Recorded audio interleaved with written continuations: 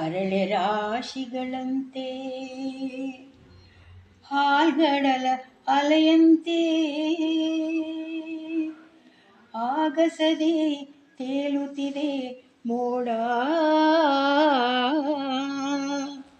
ನೆರೆ ನೋಟ ಹರಿದಂತೆ ಪಸರಿಸಿಹ ಗಿರಿಪಂಕ್ತಿ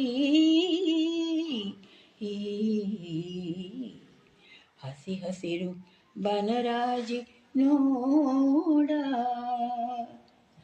ಅಪಾರ ಕೀರ್ತಿ ಗಳಿಸಿ ಮೆರವ ಭವ್ಯ ನಾಡಿದು ಕರ್ನಾಟವಿದುವೆ ನೃತ್ಯ ಶಿಲ್ಪ ಕಲೆಯ ಬೀಡಿದು.